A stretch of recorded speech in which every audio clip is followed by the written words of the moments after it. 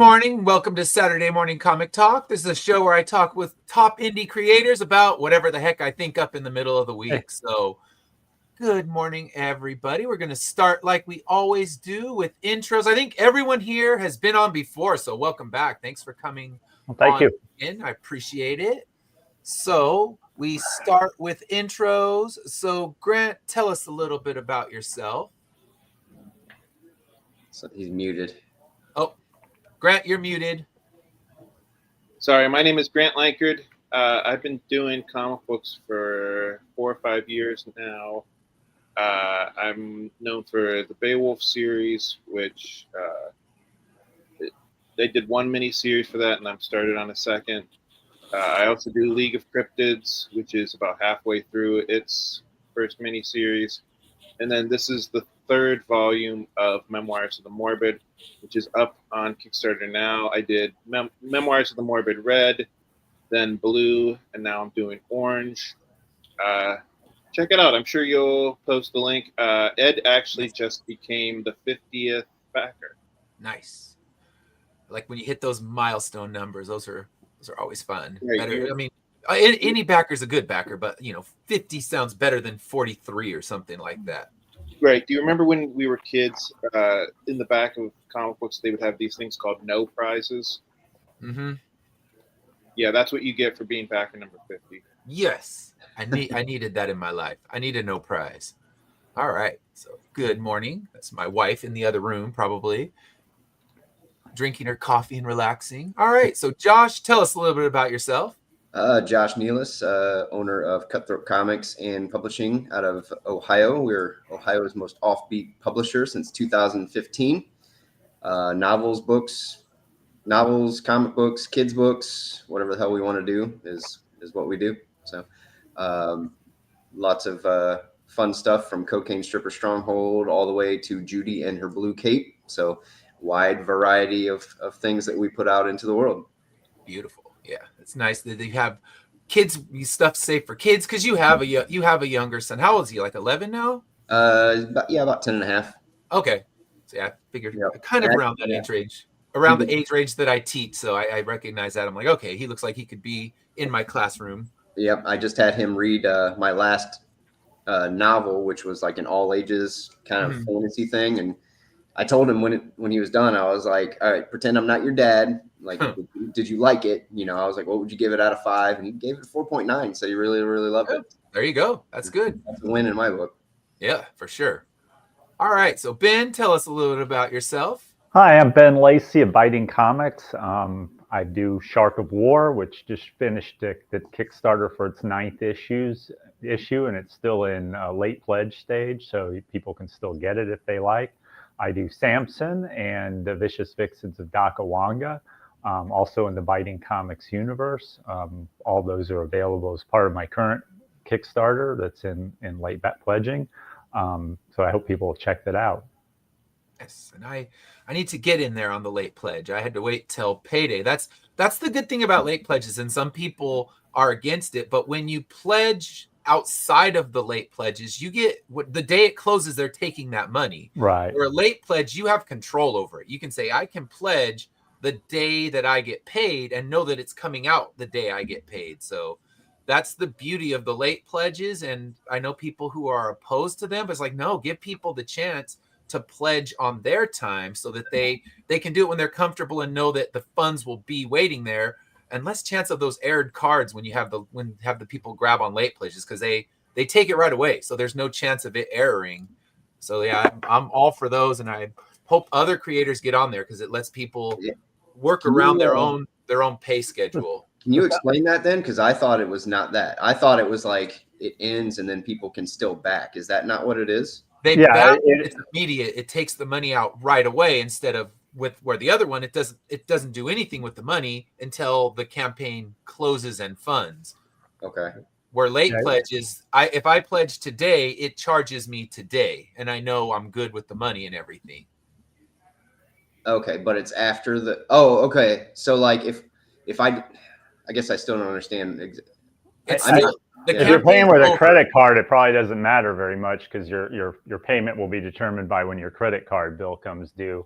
if you're paying with a debit card, I guess what you're saying is true, is that it won't take it out on the day the campaign ends. They'll take it out on the day you do decide to do the late pledge. Yeah, so I'm using a debit card, so it'll take it right away, and that's the luxury. Is I know right now I have the money on the debit card, and it's going to take it and charge it, but it'll run as long as he wants it to run. Since it's late pledges, you control how long they're open. So I actually have late pledges still open for Immortal Era, and the books came in this week, so I'm closing down the late pledges because today's the day of when I finish here, running around and packaging books. So I usually go a couple weeks because I noticed if I get a late pledge, it's going to be in the first couple of days, and I rarely get a late pledge much later. So I haven't at least found a lot. I think it's a benefit, but I haven't found a lot of benefit by keeping it open too long. No. So do they then so like when your thing ends and then it takes a couple of weeks, they send your money. But if there's late pledges, they send that money later. It depends. Yeah. I think if it's really close, they might send it all at once. But if there's a break of a week or so, you might get the money later. Yeah, it comes in little chunks. You also get the money later if anybody does the new break up your payment option. If you pledge over a certain amount, it's $100 or $120. I think is they have the option to make the payments in 4 installments. So you get the money over the course of multiple. Is Kickstarter getting too complicated? I don't know. Yeah. They claim it's going to help bring in more pledges and things like that, and and I think some of it's to compete with BackerKit and other competitors that are trying to break into their space. Yeah. They've also got the new this is getting into the weeds, but they got their own new pledge manager system as well. Which I kind of haven't used really because I don't want to mess around with having to state taxes charged and things like that they seem to be pushing for now. I guess at some point we're probably all going to be stuck doing that. But they're going to make it. They're not going to make it an option for long. It's right now that even when you keep opting out of it, like, are you sure? Are you sure you don't want to use our pledge manager? So they're pushing it hard. The only one who's annoyed by that. Yeah, you're not. Leave me alone. I said no. But I think at some point they're either going to make you use that pledge manager or another pledge manager like BackerKit. Something, yeah. Wow. There's probably some legal issues around state sales tax and things like that too. I just assumed I was the only one who was annoyed by that. No, you're not alone. No. Yeah, and it's one of those things where, like Ben saying, it's optional now, but they're not going to let it be optional because they want to get all the tax from all the pots that we're getting it in. So. Yeah, I mean, the only nice thing would be if it calculated shipping at the point of pledge, because I eat so much money on international shipping because I charge a blanket rate and just hope for the best, and it never works out. Yep, I don't even do international shipping. I gave up on that because it's too unpredictable. There have been too many times where I went to the post office and it's like. Yeah, the shipping is like way more than you charge. Yeah, you have to if you're going to do international, you have to use Pirate Ship. Mm-hmm. Yeah, you have to use Pirate Ship's global export because they give you a fixed per pound rate that's not too unreasonable. I think it's like $20 for 1 pound, and then to international, and maybe a little less if you're going to Canada and Mexico. Okay. And then I think you can go up to 4 pounds with it, and it goes up to like $30 or $40, but it's way cheaper than any other option. So for international, I always use Pirate Ship. And you gotta tell them you want the global export option. Okay. They'll open it up for you, and it's definitely cheaper than anything else you're gonna find. Good to know, because I have, I think, 3 internationals on this one, and one of them's got a shirt, so it's to get it as one bulk rate, that'll be good, because it's definitely international's rough. Yeah. I will do that because I don't get many international, but you get those handful, and every time I end up, I think I charge like a rate of about 20 just blanket, and sometimes that's enough. If it's Canada, you're gonna have a little change to spare. You can shoot them a little refund, but if it's Belgium, then you end up paying $20 more than what you charged them, and you just can't predict. And this is crazy. They're spending that much for freaking comic book. Right. Like they're going to spend $30 to get a floppy from your book. But hey, you know what? If they like it that much to spend $30 for a floppy, thank you. I mean, that's a beautiful thing. So yeah, I've got 5 people who are international, hard copy. So it definitely saves. I charge usually $15 extra for my international, and then because I assume I'm charging. I'm already charging I have like $5 or $6 built into the cost of the comic anyway. So yeah, same for me, and that usually gets it. But yeah, if not, then we eat it. But in the end, if they're going to keep backing the book, I'll eat a couple bucks anytime. It's not a big deal. Digital. That's why if somebody from another country wants it, we've got digital, and that's save the shipping, and you can hold your comic collection in the palm of your hand. You can print it out over there on your computer. I don't care. True. Yeah. All right. So our first topic for the day is, if we're having someone we just imagine you're finding out your comic's going to be adapted into a movie. Now, we all have multiple comics, so you can choose what comic you want to get adapted and what director is going to direct it. So if you're going to have one of your works turned into a movie, what director do you want attached to it? So Grant, first off, what book are you looking at? And then what director do you want to do it? Well, I just did Memoirs of the Morbid, since that's the one that I'm working on at the moment. And for me, the obvious answer would be George Romero, because he already did a movie very similar to my comic book, which was called Creep Show. And I wouldn't want any of today's crop of horror directors, because I feel like all the notable ones would take it way too seriously. You know what I mean? Like, I wouldn't want Ari Aster to direct my movie, because I feel like it would be more like a drama than a horror movie. I mean, I like Ari Aster's movies, but I mean, to me, those movies are dramas. They're not horror movies. That's kind of what I don't like about the quote unquote elevated horror movie that's popular now. To me, they're not really horror movies. They're more like dramas with a little bit of horror like splashed in. Yeah, I think you're right. I'm trying to look right now who directed the Trick or Treat movie, because I think he kind of still finds the camp. Oh, so Michael Dougherty, I think, or Dougherty. I probably mispronouncing it, but he's the only one of the modern crop that I think could pull it off. Because so many of the new ones don't have that good camp quality, where George Romero with Creepshow, it's still good horror, but it's campy and fun. And I think, have you seen the Trick or Treat movie before? I have not. Yeah, I would recommend that. It's good. If you like the anthologized horror movies, it's a good one. It has kind of a overall connecting story, but it's fun. It's campy, but still taking itself seriously. And that one, if you're going to pick a modern director, he's the one. He also did Krampus. I'm sure he's done something else. Oh, okay. Yeah, he would be good. Yeah, I have seen Krampus.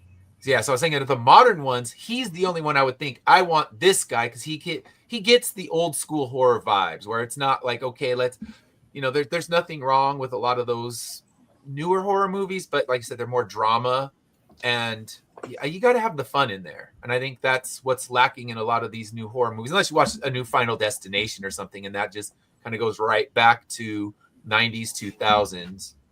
Yeah. I mean, I guess I shouldn't say all horror movies nowadays just take themselves a little bit too seriously, but I think of like the really notable directors, like when you think of like the famous current directors, they all take horror just a little bit too seriously. Yeah, I'd say so. It's elevated now, where it's okay. Now this is the art of horror, not just just make it fun. I guess there's always going to be another 8 million of the Terrifier movies. They keep making those, and those are goofy and silly and gory as can be. So there's people out there, but those ones aren't the ones getting the acclaim. They're not the ones that you're reading about on all of these websites of, this artful horror. So we need to bring back cheesy horror. That's what we're missing in the world. All right, so Josh, what director would you want, and what series or book would you want to have done? I mean, if we're sticking with my current one that I'm working on, which is Cocaine Stripper Stronghold, my first thought when you messaged me that the other day was Edgar Wright would be good for it, since he did Shaun of the Dead. But then I also think Kevin Smith might be good for it as well, because I've been compared to his style a little bit. It's kind of light, but also, I can get down in the weeds with some filthiness a little bit from time to time, and then but it still has like that kind of endearing quality about it.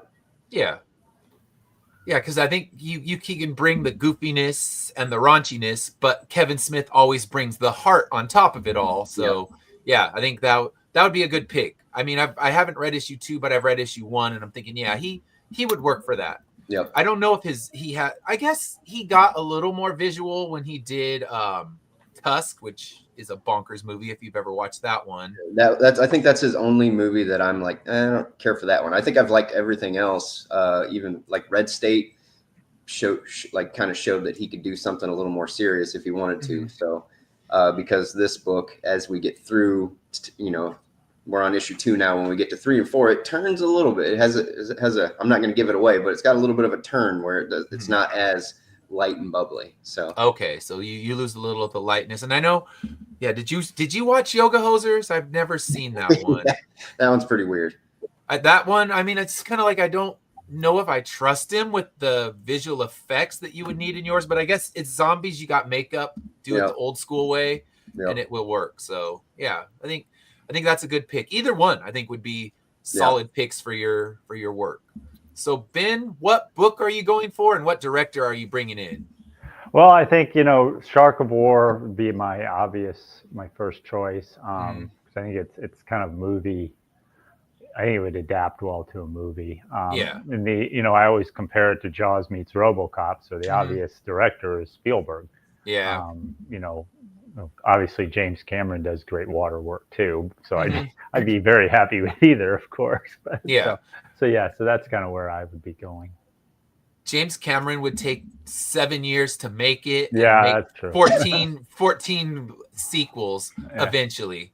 So it's like, all right, you got to wait for him to finish Avatar. So I think Spielberg, he's more obtainable right now. So all right, Spielberg, get out there. We need Shark of War, the elevated Shark RoboCop. So that I need to see that. So I'm going with mine. I picked a director for both of mine. So I'll go with Immortal Era because that's kind of my main series, and I'll go with George Miller. So grab him out of retirement because I love what he did with the Mad Max movies. I mean, granted, mine aren't 45-minute car chase movies, but I think just the raw energy that he brings into a post-apocalyptic world, I think he could do a great job with that. Again, it'll take, kind of like with Cameron, it'll take forever because that guy doesn't work fast. But if I'm grabbing one for one of my works, I'm getting him. And I thought for Corruptor, I'll grab Quentin Tarantino because he could do the whole mafia beginning before he ends up in hell. He could do the whole mafia beginning, I think, with some good flair and give it kind of that Vincent Vega and, give that those fast talking hitman vibes. So those were my picks. So our next topic is we're going to what author influenced you the most when you were just reading books and comic books. What author influenced you to want to write your own? So we'll go backwards this time. So Ben, what author influenced you the most to create your work? Geez. Probably Alan Moore. He's out of style now, but Neil Gaiman. For reasons that I think we all know. Yeah. But that doesn't change the reality of what influenced me back in the past. And then there was some of the Marvel, writers and people like Roger Stern did a really good run on Spider-Man that I really liked. back in like the late 80s, early 90s. Mm-hmm. Mark Gruenwald did a really cool Squadron Supreme story that I really liked back again in the late 80s. So those are the kinds of people I think, if we're talking comic book writers, that I think have influenced me. Yeah. Novel writers, some sci-fi writers, Larry Pornell, people like that, maybe. Cool. And Jerry Pornell, Larry Niven, they did some work together on stuff I really liked back in the day. Okay, I haven't read their work before, so I'll have to check that out. So, Josh, what authors influenced your work? Well, so might surprise a couple people, but I'm going to say Charles Dickens is one of them. And then Edgar Allan Poe, I have a kinship with. He and I share a birthday. And I actually have a deep-seated fear of ending up having a tragic life like him. So I'm like fighting with that every day. Every time something bad happens to me, I'm like, oh, here we go. I'm going to end up like Poe, dead, and nobody's going to love me. But probably, honestly, and I'm going to butcher his name, but Chuck Palahniuk, I think that's how you say it. Oh, yeah. The Fight Club. Yeah. I get compared to him a lot, especially in my novels and stuff. But I would say my comics definitely have a little bit of all of them in it as well, with kind of the quirkiness. Roald Dahl a little bit with the quirkiness and all that. Yeah. Yeah, I can see that. Is it Palahniuk? I'm trying to think. I don't know. I've heard it 1,000 different ways. Yeah, it's always mispronounced. Kind of like Cthulhu. Never heard him say it. So everyone says Cthulhu different. When I have the Cthulhu book at the table, they're like, "Oh, like Cthulhu," and it's like, all right, I'm going with Cthulhu, and if I'm pronouncing it wrong, apologies. So, yeah, with Chuck, Fight Club Chuck, we'll just call him. Yeah, I love his work, and I can see that as you say that. Having read some of your novels and your comics, I can see that kind of connection, because he's just got that wild style it's fun to read. I mean, his stuff is completely crazy, but always enjoyable. It's almost like a Dexter kind of feel to it, where he's got that other little voice in his head that pops out from time to time and says something that you're like, okay, Yeah. So, Grant, which authors influenced you? Well, first of all, thank you, Ben, for setting the precedent of not picking one, because that's like, I've been staring at this question since yesterday, and I've been so nervous about picking one, but I would say Grant Morrison, Chris Claremont, Frank Miller, Alan Moore. Those are the guys. I mean, those are the guys that come to my head immediately. I'm sure that there are others too. Yeah. I guess I should have put authors/authors, because it's hard to narrow it to one, because I think any good author has been influenced by multiple ones, because I think all of us probably have the original love of reading before we became writers. Although I remember writing stories as young as, I think I was 6 or 7. And they just writing down at that point is probably a paragraph, but you are always creating these stories because you read, and it kind of fuels that passion to write and create as well. So yeah, I should have not stressed you out and said author or authors. So sorry if I didn't clarify, because this question comes back. So I'll make sure when I come back to it, in several weeks or several months, I'll make sure that it's like, name as many authors as you want. If you have 100 authors who influenced you, drop all those names. But yeah, for me, I would say Stephen King would be one of my huge ones, because I think the first books that I started to read that I thought these are dangerous and edgy were Stephen King books. I mean, I was reading them way too young. I think I was 10 years old, and my aunt was handing me stacks of Stephen King books. And it's probably not great for a 10-year-old, but I had a good time. So I had my kid read Eyes of the Dragon like not that long ago. So okay. Yeah, but when you have like that's one with that crazy wild sex scene that he throws in there.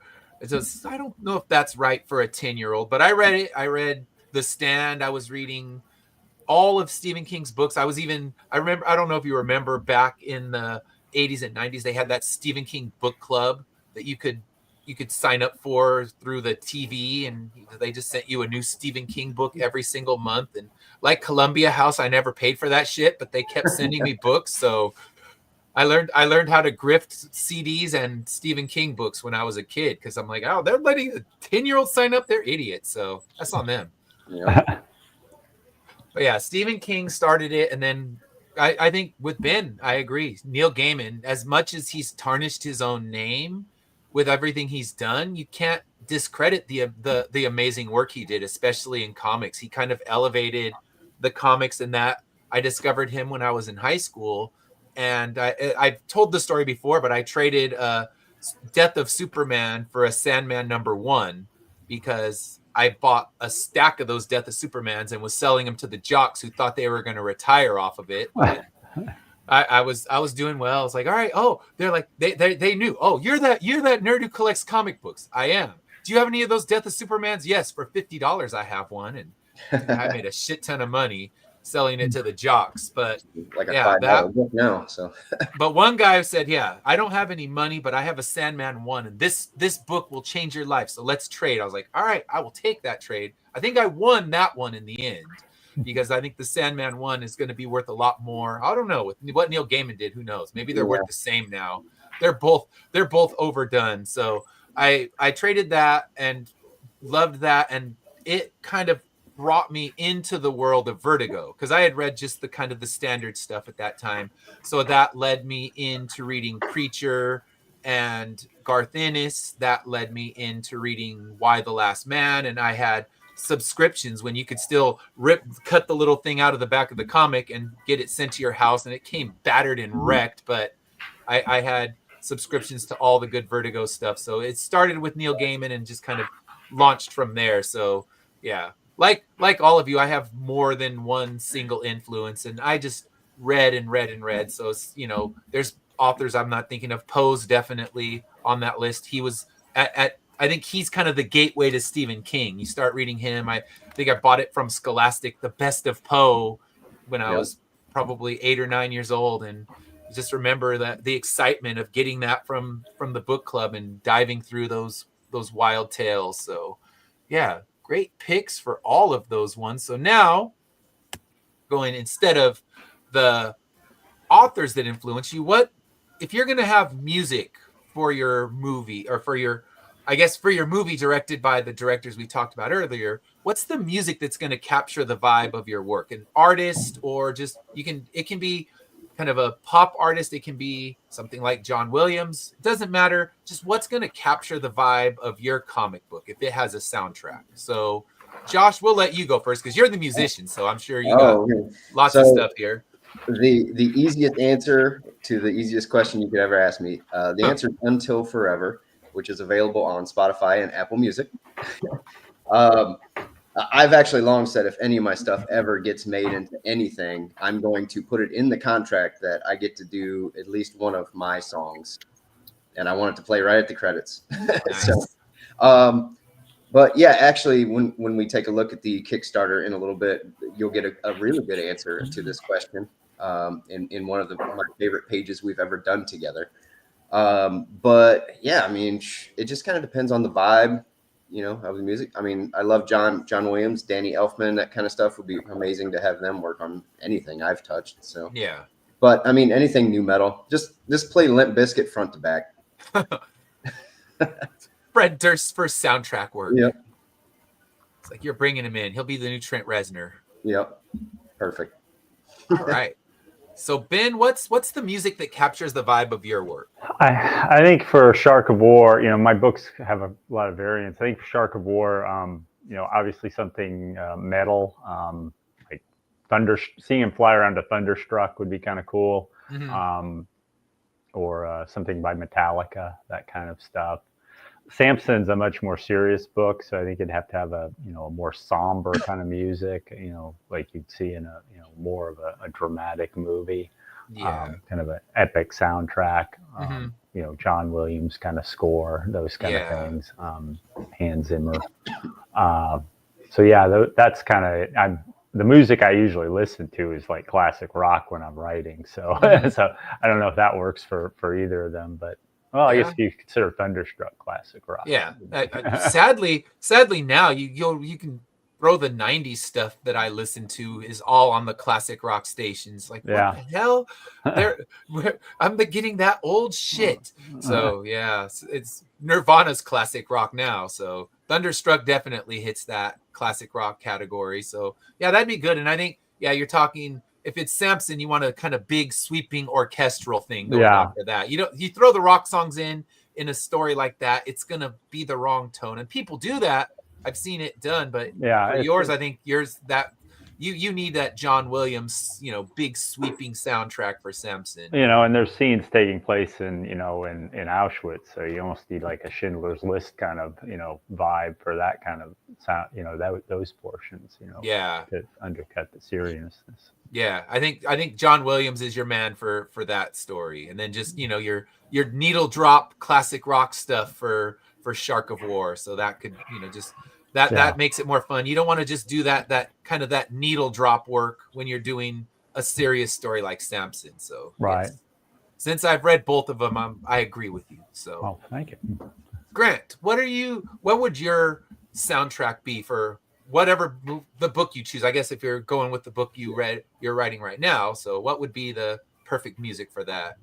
So it sounds like everybody is assuming that we have like an unlimited soundtrack budget, right? We do. In this world, we do. Spend all the money. Who cares? I'm guessing... I picked Spielberg, so I mean, obviously that once you're getting into that kind of budget level, the music's cheap. Yeah. So I think so. There's a genre of music called horror punk, and I think.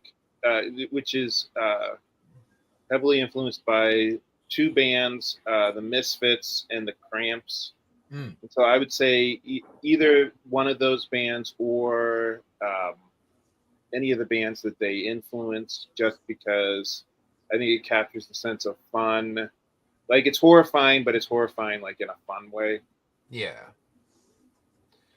Yeah, I like that. Or grab Goblin out of retirement and let them do another soundtrack. Great. So I'm thinking when you were talking about your stuff, I'm like, yeah, let's bring Goblin back to do a soundtrack, because I don't know if they still are doing soundtracks, but I know they did all the Argento stuff back in the day. So gotta love a good Goblin soundtrack.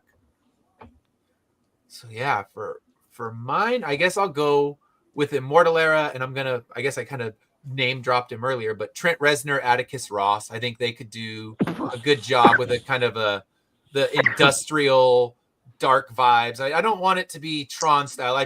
We just covered the Tron soundtrack on my music show, and I'm like, okay, that's good for what it is, but I don't want it to be kind of the dancey techno stuff. For Tron, it's what it needs to be, but I think he could find that dark, gritty edge. Or my top pick always for this is Godspeed You Black Emperor. I love their music. That's what I write to before they removed their music from Spotify. And now all I do is own their shit on vinyl, and I can't bring a record player to the library when I'm going to go write. So that sucks. But that's a lot of artists are taking it off. So for that, I would love if they did it. I think they've only contributed to one soundtrack, and that was 28 Days Later. So they have the opening song for that one, and I love that vibe. So I'd love to have them, or just get Trent Reznor, Atticus Ross to give a new soundtrack for it. So yeah.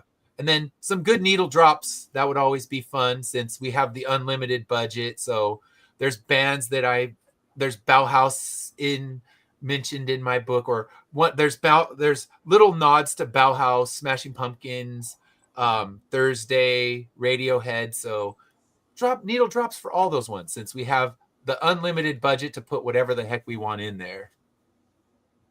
All right. So now we are going to talk about some campaigns, some live, but all of them available to pledge on. And I got to get in on Shark of War today. I've all back to the other ones, but now let's hit some campaign talk. So we'll start. Grant, let me pull yours up real quick. It's Memoirs of the Morbid. Just a second. All right. So Sorry, this is my squint time.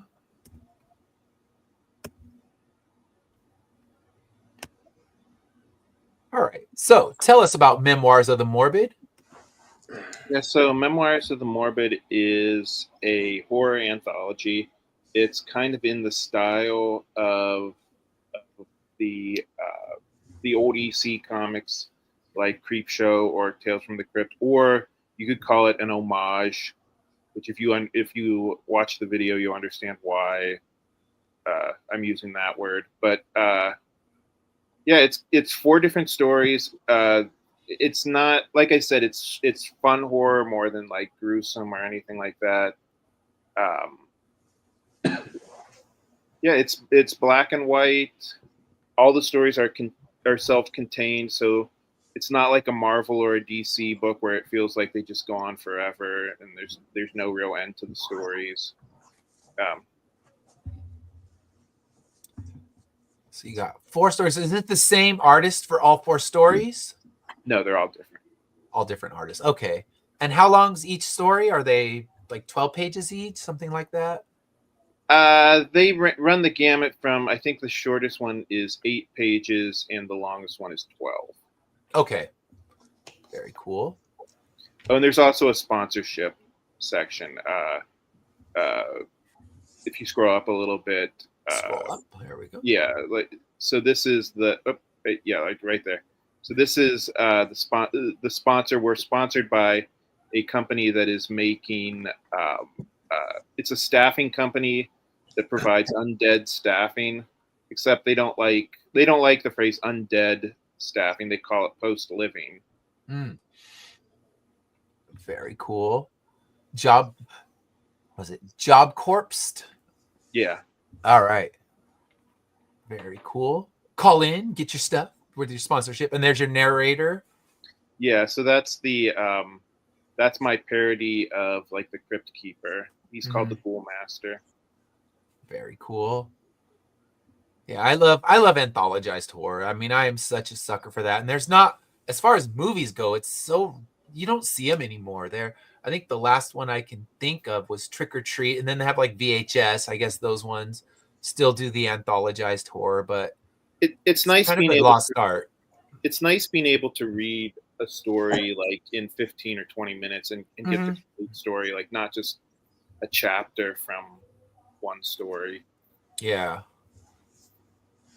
I agree. I love that the quick little reads. That's why what I tell people when I'm at cons, I have the Cthulhu Invades fairy tales, and I said, no, these are beautiful because they're between 4 to 12 pages each. They're quick little reads, and each one's contained on its own, so you don't have to worry about, I gotta get back to it. Like, you can read it at your leisure, and I love books like that. It's like I'm writing a long 24 issue series, so I also love long form ones, but the quick and short are always a lot of fun.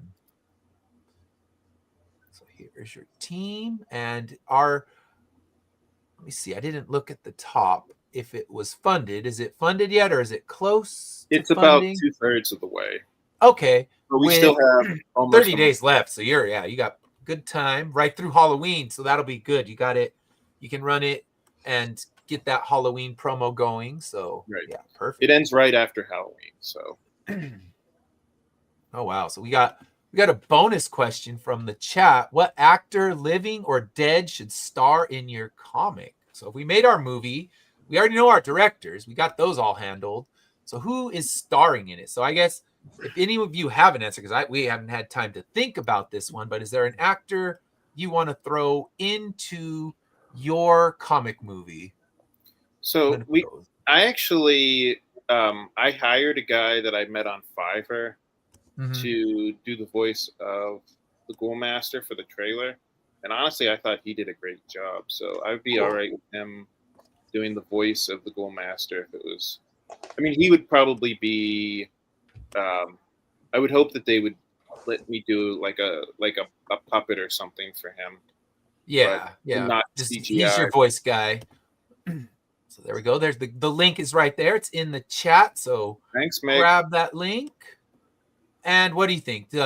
Josh, do you have anyone that you want to cast for yours? Natalie Dormer or Cara Delevingne. That way I can meet them and make them fall in love with me.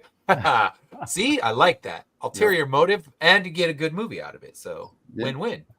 All right, and Ben, anyone for yours? I actually posted Shark of War on a website that's supposed to, like, you know, be a place where, you know, movie people can look at your project.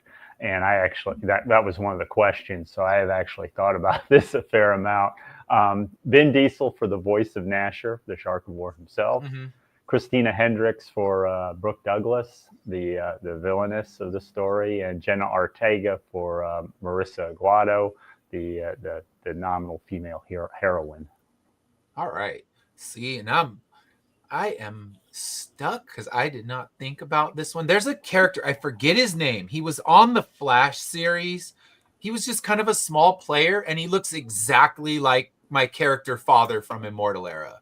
So yeah, he's the spitting image. So yeah, like I said, I forgot his name. I looked it up on a different one because I think I've had this as a question where I had time to think about it. I liked Zoe Kravitz as Catwoman. I think she could be a good Ari. I think for Immortal Era, and the rest, man, I don't know. At this point, I don't have the name, so apologies. But thank you for the question. You gave us our little bonus question.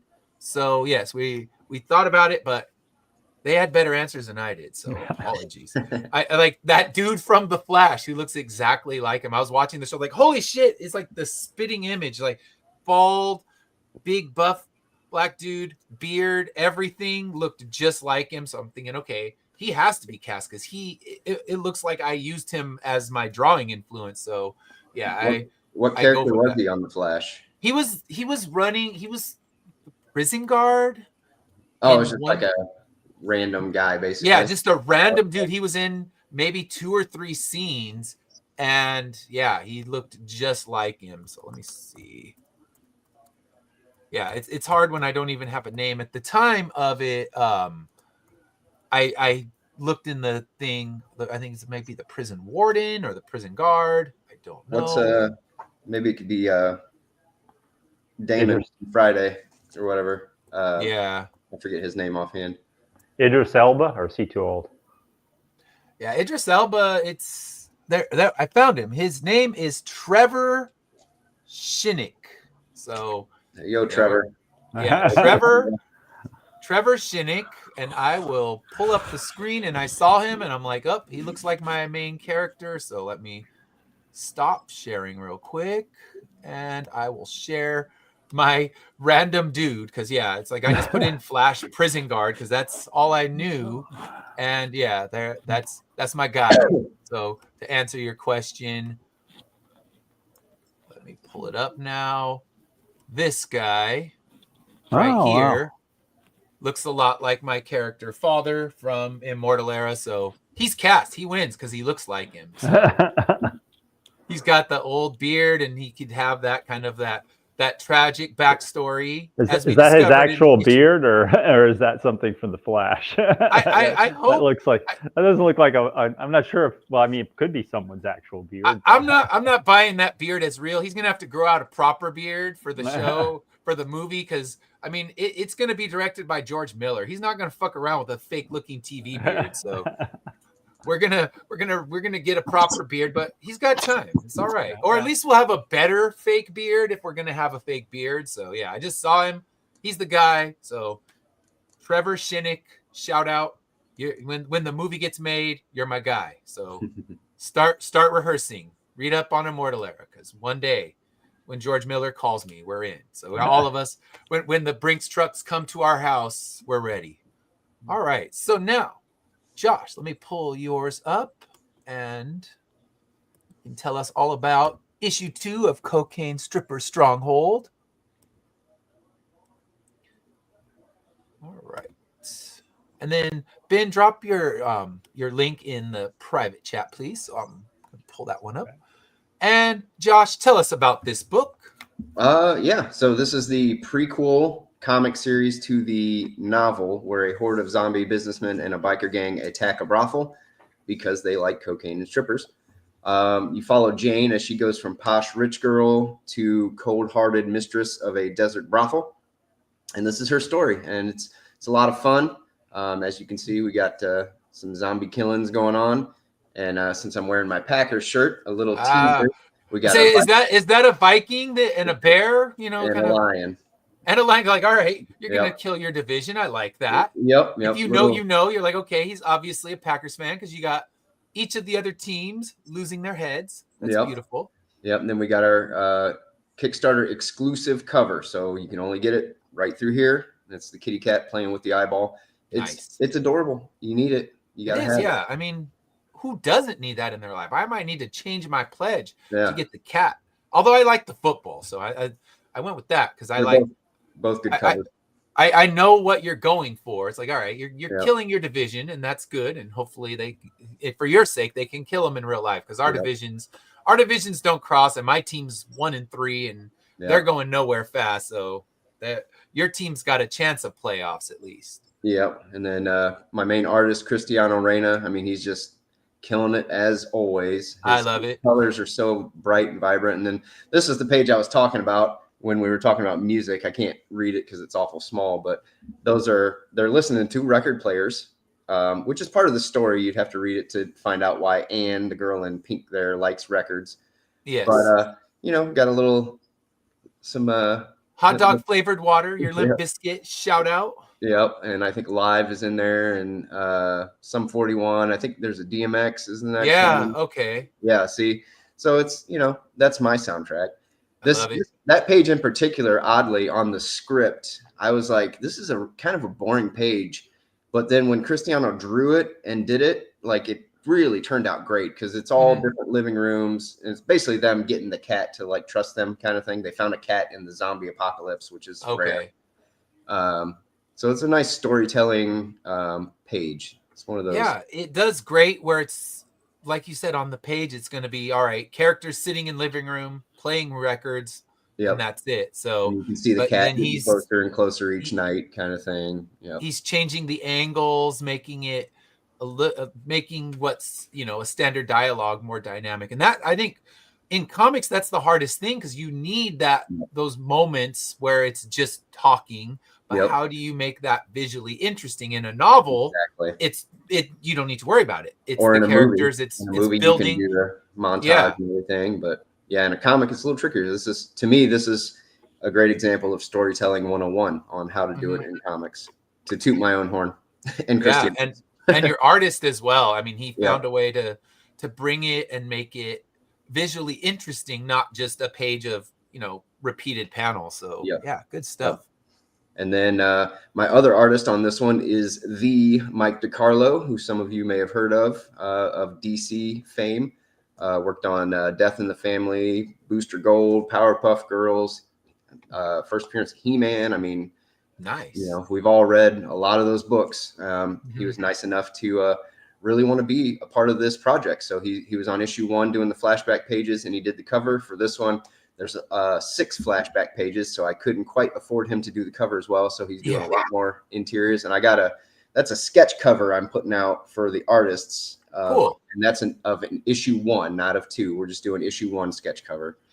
So if anybody's an artist and you want to do a sketch cover, like, snag that. It's only $6. So nice. And then you can you keep your books so affordable. I mean, I love that they're affordable. So $6 for the floppies. Catching up's not going to cost you an arm and a leg. Nope. Because there's 2 novel as well. Yep. So you have the novel. That's what I got. I got that last time, but I'm waiting to read the novel till I finish the comic series since this is the prequel. So okay. Oh, so another year. Okay, that's all right. I'm patient. I got so much shit to read right now that when it's ready, that'll be perfect. When I'm off for the summer and I can actually focus on reading stuff. So there's the novel's a lot of laughs, and the novel is a lot more raunchy than the comic. Okay. I'm not one to go like full raunchy and sex and stuff in my comics per se, but in my books, I swing for the fences. So hey, why not? Because it's a book. It's a little easier. Yeah. Not making your artist have to draw some crazy stuff. Yep. And then each of us get a cameo in the comic book. So I just you're cheesehead. So there you go. Yep. and then Cristiano gets his head cut off. And Nice. spoiler alert. Huh. And then Mike is an NFL referee. Well, it's a ZFL referee. ZFL, yeah. I didn't want to get sued. No. No, we can figure out who each team is supposed to be without you losing all the money, and the Brinks truck comes to take your house instead of drop the money in it. Yep. And then we got all of our bundles and stuff. And like I said, I think everything's pretty well priced. Like I keep my stuff as low as I can. Like I'm just one. I'd rather sell 1 million comic books and make $1 million than I'm fine making $1 off each. If it keeps me going, then I'm happy with that. Yeah. But then we're also doing some giveaways and stuff. You'll see down below. Every 25 backers, I'm going to give away a Turkey Sharks exclusive cover that was only for Kickstarter. Nice. So, if you back this, you could potentially win free stuff. And of course, that's for physical backers, but I'm counting digital and physical as the backers. So it's 25 regardless. Obviously, you have to back physical to get the freebie stuff. But yeah. And for the exclusive cover, is it available as an add-on? It should be, I think. Okay. I got to go through and look.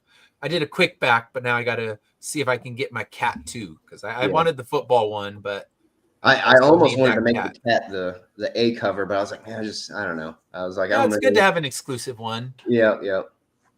And how many do you print of the exclusive one? Is it going to be just enough for the Kickstarter? So there's none for the Comic-Con table. Yeah, keep it true exclusive.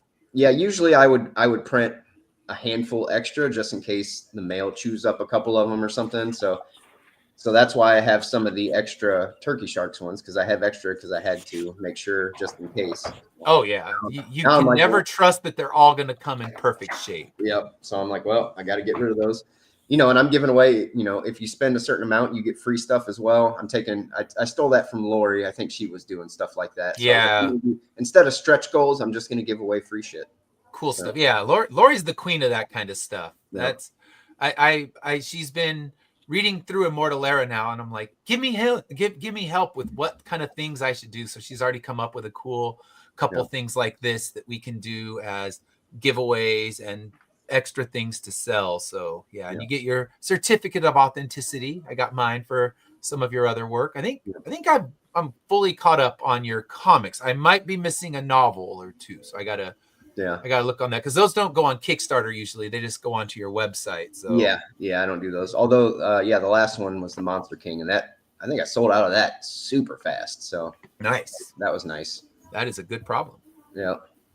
All right. So you got your blank cover, get it sketched at a con. Yep. Yeah, I didn't sketch cover 50 only. So yep. Yeah, there's not too many of those left. I think I've got like maybe 25 left of each of those, maybe something like that. Yeah. And then those are the ones I'm giving out for free. So, every Very 25 backers, I'm going to put a name in a hat and draw it out. So nice. All right. So I'm going to get that link into the chat. You put it in earlier, and now we'll put it in again now that we've talked about it. So just give me a moment here. Let me remove this and put that link in there. It's a fun ride. I enjoyed issue 1. I'm ready for 2, but like I said, now I'm going to wait a year to read the book, because I'm starting with a prequel. Yeah, I did a con over in Indiana, and this guy, it was a 3-day con. Friday, the guy came and he bought one of those cocaine stripper Stronghold ones. Mm-hmm. The next day, he came back and bought every other comic on my table because he liked it so much. You love that. The next day, he came back and bought a bunch of comics from my side table that was Marvel and DC, because he was like, I bought all your stuff. Now I'm going to buy even more. So it's like, nice. You got to love that. That's the best. That's the best feeling at the con, when you get the person who buys one issue and needs the rest. Because still the best selling thing on my table is Immortal Era 1. And the best thing is when it's a multiple day con, they buy issue 1 Friday, then Saturday they're like, I need more. Now give me that trade. And then they read the trade. They're like, I need more. Now I want issues 7 through 11. So that's always good. That means that you reach them, because that a lot of people are going to buy your book because your pitch sold them, and then it's going to go into their pile and keep sinking to the bottom, and they're not going to read it. But when one guy, he bought issue 3 of all things, and he comes back, he read it when he was eating lunch. He's like, that was great. I have no idea what was happening, but I want the rest now. So I was like, all right, I've had that happen. A win. They'll buy issue 2 or something because they like the cover better, and it's like, I mean, yeah. That's why he picked it, because I had an LA Comic-Con exclusive cover for issue 3. So he just liked it because I had Griffith Observatory kind of crumbling and falling apart. I pick all these LA icons to put them on the LA Comic-Con exclusive cover. So he just liked that cover, but I just figured, all right, he's going to like the cover and never actually crack it open. But sure enough, he read it while he was eating lunch. He's like, all right, I enjoyed that issue. I have no idea what was going on. Because I warned him, I said, issue 3, you won't understand without 1 and 2. 1 or 2 can be read out of the context of the book and you'll understand them. But once we hit 3, I assume you've done a little bit of homework. But yeah, he bought everything and caught up. So in the end, it's a win that he was completely confused. So, all right, Ben, I'm going to pull yours up. And that is, we have links to both the series grants and Josh's are in the chat. So get in there and back. I have read all these creators. I give my thumbs up of endorsement and I back them myself. So I always put my money where my mouth is. I always tell people, if you see me not backing the stuff I'm telling you to back, I will pay for your book. So you will see my name. You see Ed Davis is a backer. You will see that because I'm not just blowing smoke like, oh, you should back this. Like, oh, but I don't have any money. Like, even if you don't have money, here's what you can do. You throw $1 and you don't get a reward, but you're saying, hey, I believe in your book right now. Times are tight. But even that little $1, it's well appreciated. And I know that all these creators, any pledge, however big, however small, we appreciate it. So if you don't have the money at the moment to buy the book and you want to wait till the next issue, throw $1 at it just to say, I don't have the money right now, but I want to give you that support. So it helps boost up the backer count to get the other people free stuff too. And $1, just throw those at them. What they can also do is, if right underneath the right by the pledge thing, there's a little links to click to post it on your Twitter and on your Facebook. That you back, and then it comes up where you can hit post to Twitter. It'll automatically generate a post for you. Same for Facebook. Those things helping share the project out, probably extremely valuable potentially, especially if you're someone with a good audience, that for your fit on Facebook or Twitter. Yeah, and I always say this: if you have 10 followers on Twitter, that's 10 people that don't know about my book. So that share is still a valuable thing. And let's just say you don't have the $1 right now. Times are tough. I understand. Hit that share button on all of your platforms. You go in, grab these links that I shared for all these books and share it on Facebook, share it on Twitter, share it on TikTok. Go in, drop these links so that people can see, and a share is valuable too. And we appreciate all the ways of getting these books out there because the algorithm hides them. I didn't know Josh was even live right now. Grant, I wasn't sure was live. So, I mean, it's really hard when you share the heck out of it and it's not getting to all the eyes. So the more people that hit that share button, the more eyes are going to see it, and the more people potentially will find these great books out there. So now I will get off my soapbox and let Ben tell us about Shark of War. You bet. All right, so Ben, tell us all about Shark of War. Okay, Shark of War is Jaws meets RoboCop. It's Jaws if the shark were the hero, RoboCop if the cop were a shark. He's an escaped U.S. military experiment on the loose in the Caribbean, enforcing the laws he sees fit. And this is the 9th issue of Shark of War. And I want to point out there that little click here to read issue 1 free. If anybody clicks there, they will automatically be taken to a Google Drive where the issue will pop right up. You don't have to sign up for anything. You just get to read the first issue free. I should note that first issue, the art was done by me, and the later issues were done by other people who are much better at art than me. So you'll notice that the later issues have a higher quality of art. My art was good enough for the book, and I think it tells the story fine. But Harshstroke here, who's done 6, 7, 8, and 9 now, is certainly doing some much better work, as you can see from some of these images. Hopefully, this is from the the action-packed scene of issue 8, where we find out our main villain, Brooke Douglas, is unleashing her master weapon, the Mega Whale of War, a Godzilla-sized mutated killer whale. I want to point out that all the back issues are available.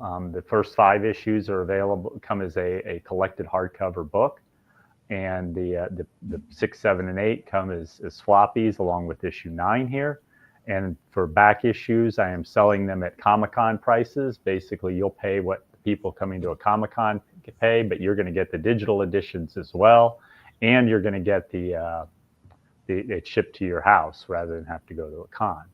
Yeah. Here's the base cover. This is kind of inspired by Marvel's old monster covers. I think the next picture shows the inspiration there. Okay, very cool. I love those covers, the monsters ones.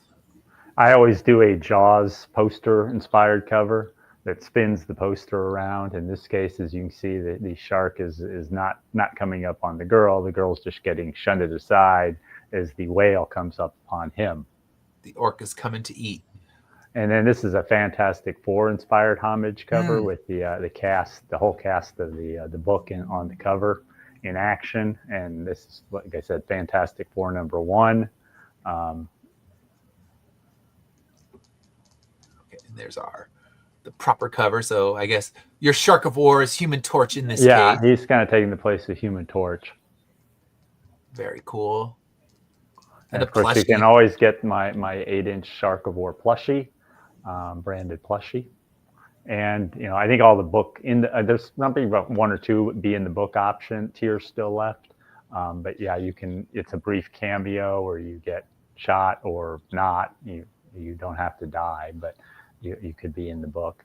And here's a little scene from the battle as the final battle takes place. This closes out basically this arc of the comic book. The first 5 issues were kind of the origin arc. These 4 issues are what I call the Whales of War arc, where the bad guys have finally figured out a way to take him down by creating something even more powerful than he is. So is there going to be another story arc? Are you going to do a next arc? Yeah. There's going to be at least a couple more issues that I kind of viewed it as a trilogy, like three story arcs. Okay. That will finalize the story, and nice. I'm not sure how many issues the last story arc will go yet. Obviously some of it depends on how well these Kickstarters go. This one was pretty tough to fund, but it did get funded. So sometimes that makes you decide, should I go longer on it, or should I go off the Vicious Vixens that I know will fund? Yeah. Let the Vicious Vixens help pay for your Shark of War. Yeah, kind of comes to that way. Yeah, so that's great. This is issue 9, closing out the story arc. So have you thought about redoing the art from the earlier issues at any point? Occasionally, like I said, I'm not sure. Obviously that'd be a big expense. Those books were 28 pages or so for each issue. Minimum costs, you're talking several $1,000s. To redo it, probably more. Even if we could reuse the lettering, which we probably can't. No. That would be a big expense. So I'm not sure that the money is there for it. I mean, I don't know. I mean, if I thought it would sell, I would definitely do it, and I wouldn't mind having a consistent art for all of the issues. I think that'd be really cool.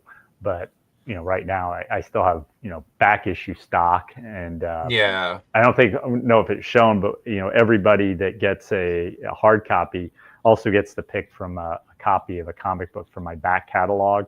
Okay. One of the old Shark of War covers from the first 5 issues, because I'm not restocking those. I'm selling the hardcover now for those first 5 issues. So I'm like, I'll give these away as bonuses mainly. Yeah, I mean, I think any one of us here can understand that space issue. I mean, you go behind this thing right here, and it stacks the boxes, and I just got another box from Comics Wellspring, so the boxes keep coming, and you don't sell them as fast as you print them. So yes, I understand that one. So do you need more books when you're still holding on to them? So I'm actually working the same way. I'm just kind of letting, especially the issues that aren't issues 1 and 2, just letting them kind of go out of print, and people buy the trade. I have the second trade coming up, and that seems to be what people want. The floppies don't really sell. I know for this particular issue 11, I only printed 25 above what I needed for the Kickstarter. And I'll probably blow those out at a con. And I know there's a couple comic book shops that'll let me do release parties there. So those will be gone. And people are just waiting for 12 in the trade. So I'm keeping my quantities low just because I don't want to store them in the garage. I don't know if it's good with the fluctuation of cold and hot in the garage, if it would just wreck the books, especially the trades with the glue spines. I think it would just eat them alive in the 120-degree garage. Yeah. But I don't know. I don't know if you guys have had any luck storing your stuff in a garage instead of just in I have a spare bedroom that I stuffed them in. So all right. So same for me. I'm fortunate enough to have that space. So yeah. So what about you guys? How do you store yours? Just in a comic box on a shelf. I have like Ben, I've got an extra room that I turned into my comic office, basically. Okay. Although I don't know if you saw, I bought that giant ass comic collection not long ago. Yeah. Books. So that is out in the garage. Okay. Out of room, but all the cover stuff is in here. Yeah. At some point, I just had to get a storage unit because basically to prevent a divorce, basically. It's worth it. Well, so I bought 1,000 of my trade paperback, and they came in I think it was 25 boxes. Oh yeah. And for a while, I just had piles of boxes sitting around my living room and my bedroom, and my wife was very patient, but I think actually my wife, I was just joking when I said that it saved a divorce, because I actually think my wife was more patient about it than I was, because I was getting really frustrated just having random boxes in rooms. So I took it. It was worth the money to get a storage unit. Yeah, that's a good solution. At the moment the office is working, but when I do the volume 2 of my trade, that's when I'm going to have the same issue you have. I'm not printing 1,000, but I'm printing 500. So that means at least 12 giant heavy boxes hanging around. So I'll worry about that. That's next year problem. Hopefully I can sell enough stuff to, shuffle things. But I think the floppies could probably handle the garage. It's the trades that I worry about. But I guess I will worry about that next January. So for now, under your bed, under the mattress. There you go. Under the mattress. Although I have a lot of under our bed is all my DAT tapes from all my years when I was running DAT tapes to run recording, and I was being hired by different bands to run audio for them at their live shows, because LA is notoriously expensive to patch into the soundboard, so they would hire me. So I got boxes upon boxes of DATs already under our bed, and my wife's cool with that. But it's all right, now instead of DATs, let's make that comic books. And where are we going to put those DATs? Because definitely not the garage for that. But yeah, storage. I need a bigger house. Hollywood, let's go. So we can upgrade the house and build a new comic book wing in here. There you go. All right. So we have talked about our campaigns. They are all in the chat. So back these great books. You will not regret it. I guarantee you have my seal of approval on their book. So trust it. And if you want to read, I haven't done a review of one of yours, Josh. I got to do one of my little book breaks for one of your books. So I'll have to pick one to do it, because I've done one for Ben. I've done one for Grant. So if you read it, if you watch the reviews, go to my YouTube, you can see I love those books. They're a lot of fun. So this was the Cryptids one, and then Samson for those ones. So I haven't done Shark of War. I haven't done your anthology series, but I know you're good writers. So grab those. And for now, let us know where we can find you. Ben, where can we find you at on social media? Well, on my website, if you go to bitingcomics.com, you can sign up there for my newsletter, and you'll get 4 comics plus my guide to how to avoid a shark attack. On Facebook, I am at facebook.com/Shark of War. Yeah, right. Shark of War. And on Twitter, BLacy1. So nice. I don't post. I'm more on Facebook than any other social media platform. Mm-hmm. Though I have Twitter and I have Blue Sky and I have Instagram. Where I'm Ben Lacy1. But I find Facebook to be the most useful of the social media platforms for me, at least. So okay, yeah, I agree. I use Facebook. I use Instagram. I have a Blue Sky. I don't think I've ever posted anything there. So yeah, I use my Blue Sky very. I got it because I could, and I've never done anything with it. I've used it occasionally to contact. There's some podcasters who aren't on Twitter, so you can contact them there through Blue Sky. So that's probably the main use I've had for it. Is I've used it to message them to schedule to be on their podcast. But otherwise, I've found very little value in actually posting, for example. There's enough social media. I don't need another one. All right. So Grant, where can we find you? So mostly on Facebook. I'm also on Instagram.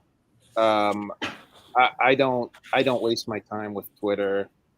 I think I'm on most of the social medias except for Twitter. Okay. And then Josh, where can we find you? Name. Okay, yeah. Grant Lankard. Hunt it up and you'll find him. So Josh, where are you found on social media? Yeah, I do have a Blue Sky, but it got signed out and I don't remember the password. But it's Cutthroat Comics. Instagram is Cutthroat_Comics. TikTok is Cutthroat Comics. Facebook is Cutthroat Comics. And OnlyFans is a little different because it's Periscope My Booty Hole. Yeah, see, that's going to fund your next book. Yeah. That OnlyFans is bringing the big numbers. That's what we need. Only $1 a month. I'm cheap. You're cheap. Oh man, that's funny. All right. Well, all of mine under Finish Line Comics. Search it up, and it's Facebook, Instagram, Twitter. If you're bored and you want to read nothing posted by me, you can go there. I post mostly on Instagram, on Facebook. I do have a TikTok. I have a YouTube. YouTube, that's where you can find this video because Facebook takes it off after a few weeks, but it lives forever on YouTube. So definitely go in and subscribe there. Always appreciated. And until next week, I'll be here live next week. Have a great weekend. And if you are in the Southern California area, in Hemet, I'll be at the movie theater in Hemet doing a little event tomorrow. They're screening Nosferatu, and during intermission, you can come and buy some comic books. So come check it out, and I'll put more information on my Facebook and Instagram. So have a great weekend, and we will see you next week. Bye. Bye-bye. If you missed the live viewing of any Madness Entertainment Group production, you can find all our content on Roku or as a member of this channel. We'll see you next time on the Madness Entertainment Group.